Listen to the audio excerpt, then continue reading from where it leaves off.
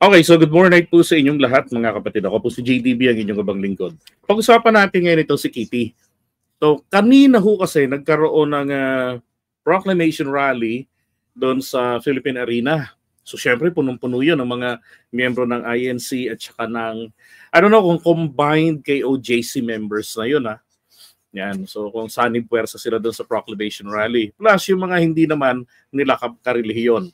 So nandun tong si Kitty. Diba? At nakakataka lang din ako doon, bakit ang portrayal nila ay meeting the advance ito ni Marcoleta. So, what I'm trying to do is to make an impression na sobrang lakas ni Marcoleta. Sobrang dami ng kanyang mga followers, mga boboto sa kanya. No, yun ang impression ko doon sa pinakikita nila kanina. Kasi halos lahat pati vloggers, pati yung title talaga nung nakalagay roon meeting the advance ni Congressman Marcoleta. But anyway, eto naman si Kitty, sabi ni Jing, parang hindi siya 21 years old, parang nasa 30 na. Hello po sa inyo, magandang good morning po. Yan, Maripas Ganaden, kay attorney. And sabi ni Kitty rito, ako ay isang 21-year-old college student lamang at ayaw ko sanang makisali sa politika. Pero nang dahil sa pagkidnap at pag-abuso nila sa tatay ko, wow. Yung tatay niya pang kinidnap at inabuso ha. Nandito ako ngayon para ipaglaban. Hindi lamang ang pamilya ko, kundi ang bansang Pilipinas. Viva China! Langiya, magsasabi lang ng sasabak sa politika, di ba? Dinaan pa sa ganyan eh.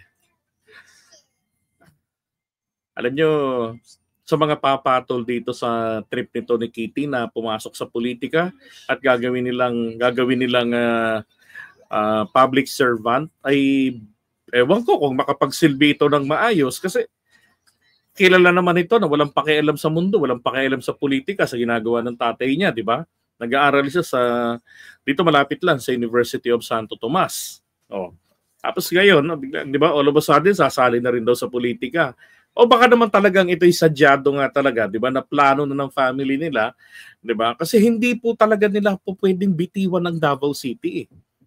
Hindi, lalo na ngayon na na-expose na sila. Nako, mas matindi na, 'di ba? Ultimo nga yung apo, 'di ba? Meron pa sa konsehal na pinatakbo rin na Duterte din. Tapos yung apo ginawang pinagko-congressman ng distrito, District 1 si Pulong. Tapos Vice Mayor si Baste, Mayor yung patriarka nila si Digong. 'Di ba? Yes, kahit po US passport si Kitty, natural born Filipino citizen pa rin siya. Kasi sa Constitution po natin, kapag ang isa sa mga magulang ay Pilipino, then Pilipino ka. Yun. Nagkataon lang kasi na dun siya pinanganak sa Amerika o baka naman dahil sa USRN ang nanay niya at ito ay na US citizenship pero dugong Filipina, na-acquire niya by birth yung pagiging Amerikana. At saka sa Amerika kasi, kapag pinanganak doon ng bata, ginagrant nila yung citizenship. Pero paglaki nito, bahala na siya magdesisyon kung ikikip niya pa rin talaga yung kanyang citizenship or yung citizenship na lang ng kanyang magulang. Diba? Pero maging US citizen ka, it's a privilege eh. No, wala akong problema dyan kung ano. Isa pa, kung sakaling magkaroon ng problema man, baka katakbo pa rin siya. Kasi ang nagre-require, kung sasabihin nilang she's not a natural born Filipino citizen, ang requirement po ng natural born Filipino citizen, kinakailangan ay mula po sa presidente, vice president, senator, at saka sa congressman. Yan po lahat nagre-require ng natural born Filipino citizenship.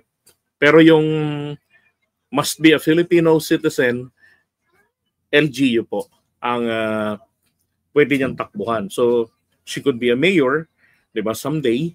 No. Tapos yung dalawang mga uncle niya, kundi nasa Kongreso, nasa Senado yung iba. Ganon. Hindi nila kayang bitawan ng Davao City. Maraming mga ano diyan, maraming mga mabubungkal sa kanila, lalo na sa tatay niya, tsaka sa Kisara. Ngayon, etong sinasabi niya rito na kinidnap yung tatay niya, sila lang naman yung nagsasabing kinidnap yun eh. Dahil unang-una merong warrant of arrest, di ba? O, pagkakamali na rin kasi naman ng tatay niya kung bakit ba naman inalis ang Pilipinas doon sa Rome Statute. Di ba, sa membership natin. Kaya naman may mga batas doon, may mga provisions ang Rome Statute na hindi na ma-avail ng tatay niya dahil hindi nila kinikilala mismo. No, at saka wala na rin talagang pakinabang dito sa gobyerno natin yung Article 59 ng Rome Statute. And besides, granting po na mapagbigyan po si Digong na nadala siya sa korte kung sinunod. Gaya sabi ko nga nung una para sana wala nang alingas-ngas, dinala na lang si Duterte sa competent authority sa korte. Total dyan lang din naman yan sa Pasay dadalhin Hindi naman yan sa Davao. Siyempre, ilalagay yan sa kung saan safe yung hindi yung mababayas. Ang interim release na pwede niyang hilingin, limitado ito at saka temporary lang. Kasi i-require pa rin naman ng ICC na padala siya sa the Netherlands. Di ba? So useless din. So ano ibig sabihin? Halimbawa, grinant si Duterte doon. Noong time na yon, nag-interim release. So makakapunta siya ng doktor na preferred niya, yung hospital, yung doktor na sinasabi nila. Tapos doon, kung pupunta siya ng Davao City, isa na sa magiging konsiderasyon. Kasi po, take note this Mabi-verify niyo to sa Rome Statute pagka ni-research niyo sa Google. Nakalagay po doon sa procedure after ng release. Ang nakikita niyo doon, kapag merong request, lalo na sa Article 59, merong request na naaresto na yung tao, ipapaalam, ino-notify itong si ICC. Okay? Yung pre-trial chamber, yung PTC. Ino-notify sila na merong request si Duterte. Arestado, nasa custody ng Pilipinas, dinala na sa competent authority, nag-request ng interim release. Si judge po, ang tanging magagawa lang po ng judge na Pilipino, siguraduhin lang, nabasa ba kay Duterte, na-recite ba sa kanya yung Miranda Doctrine, yung you're under arrest, you have the right to remain silent, anything you say can be used against you in a court of law, and you have the right to hire counsel of your own choice. If you cannot afford, then the government will provide you one. Do you understand this? Yes. Diba? Tapos yung nature ng pagkaka-aresto niya. Lahat naman yun na-deliver sa kanya, na-render sa kanya ni General Torre. Tinanong talaga siya, do you understand this, sir? Yes, sabi niya. Diba? So, going back dun sa interim release, yun na naman inangal-ngal nila Dahil akala nila kasi walang makakaintindi at walang makakapagpaliwanag. So, under ng Rome Statute, ang nakalagay doon, ito pong ang mag-go-govern doon ang ICC law. So si judge, kapag inavail, pag ganito kapag dinala, ang situation ganito, walang ICC sa Pilipinas, walang jurisdiction, pero sa batas po, kapag nag-avail ka ng isang provision dyan na sinasabi nyo hindi nyo kinikilala, pero in-avail nyo yon, nagpapasailalim kayo sa kanilang jurisdiction. Kaya ang nakalagay doon sa kanilang provision ay ang mag-govern o magpiprevail na batas o ruling yung sa ICC. So si PTC, papaalaman. Ang gagawin ni PTC, siya ngayon ang magre-review ng situation. Pag pinauwi ito sa Davao City, may guarantee ba na makakabalik siya rito? The answer is definitely none. No, a big no. Itatago na yan. Naalala niyo yung kanyang hideout? Remember, sino nakakalala nung hideout ni Digong? Noong 2016, bago siya maupo, 'Di ba? Presumptive president pa lamang siya noon. Doon po siya nagbabad. Bago ka makarating doon, kailangan mong mag-helicopter.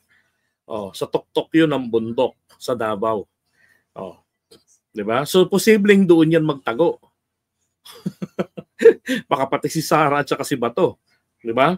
Mahirap, ibig sabihin mahirap puntahan. Ngayon, ang sasabihin ngayon siyempre diyan ng pre-trial chamber, hindi pwedeng iuwi ng Davao, hanggang diyan lang sa Metro Manila. Hindi pwedeng tumawid ng Bisaya. So malaya lang siya makaikot-ikot pero gwardyado. Tapos kapag kailangan nang ipadala siya sa The Hague, then ang korteng yon kailangan din nung ipag-utos na ipadala siya. Wala rin, ganun din ang mangyayari. Madadala rin siya. 'Di ba? So ano na naman ang sasabihin nila doon? Kidnapping pa rin? Kasi kung iintindihin, kung babasahing maigi ang situation na mangyayari kapag inavail yung Article 59, yun lang, ganun yung kunento ko sa inyo as is, walang magbabago doon.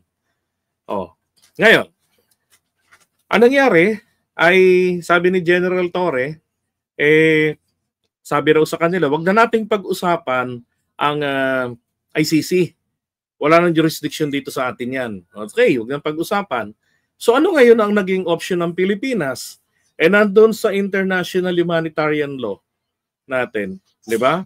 Doon sa article, chapter 17, tsaka yung article 7 ata yun. Ang nakalagay doon, who are the subjects, Filipino citizen at saka foreigner. Tapos yung mode ng pagpapadala, nandun din option.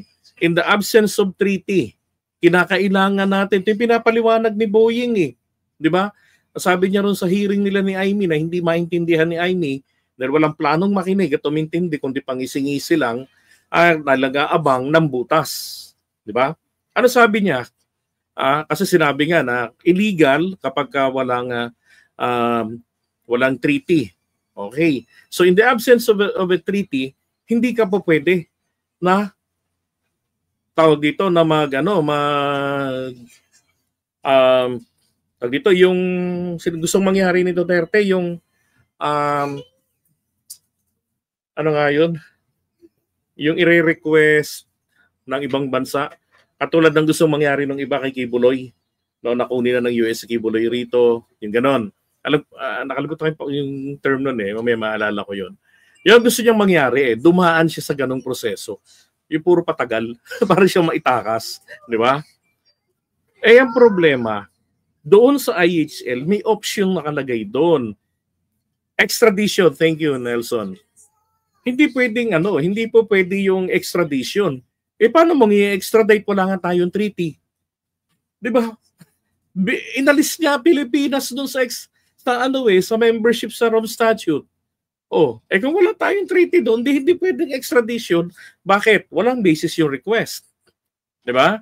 So, anong nangyayari? Yung option doon ang nakalagay, may surrender. Ang nakalagay doon. May surrender. At yun ang ginawa ni Boying. Isinurrender siya. Napadali pa po ang proseso. Di ba? Cancel na yung Article 59. Hindi pwedeng ma-avail kasi mismo sila ayaw nilang i-avail. Yung mga nagrurunong-runungan lang sa tabi, mismo yung abogado niya hindi nag-i-insist Akala kasi nila lulusot yung sinasabi nila na wala nang jurisdiction dito ang ICC. Wala na, matagal na tayong umalis sa kanila. Dapat korte ng Pilipinas at Pilipinong judge ang lilitis sa kanya. Sino complainant dito? Di ba? Kaya very, very confident sila sa ganon. Alam kasi nila, hindi mapapanagot sa Pilipinas si Duterte dahil walang nagdidemanda sa kanya. So laya lang siya. Di ba? Kasi pag may nagdemanda, takot na takot yung mga anak ng biktima. Baka mamaya mapatay lang sila, di ba? Kaya nga sabi ko yung court of last resort, nangyari pa rin naman yan Dahil sa takot ng mga complainant. Di ba? Imbis na yung korte natin, the very existence of our courts, ay magsilbi itong encouragement sa kanila na mag-file ng kaso rito, hindi nila magawa, hindi nila maramdaman na ma-encourage sila because of safety issue. 'Di ba? So kaya Rome Statute, ICC ang court of last resort nila. Oh, saan ang pang-aabuso doon? Tatay niya nga abusado eh. 'Di ba? Tatay niya abusado. Lahat na lang murahin. So, palibhasa kasi, 'di ba, content nga natin ng mga nakaraang araw eh. Dahilan ni Duterte kaya siya ganyan, nasa batas natin. Kapag 70 years old na ang isang preso, dapat palayain. Bigyan ng parol. 'Di ba? Para magpasko.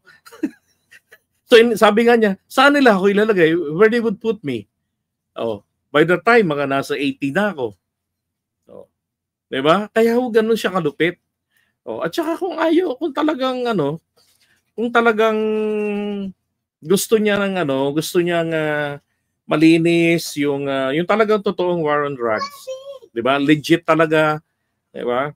Bakit yung kanyang campaign promise na ibalik ang death penalty hindi niya binalik? Oh, bakit? Dahil ba libangan niya ang pagpatay ng tao?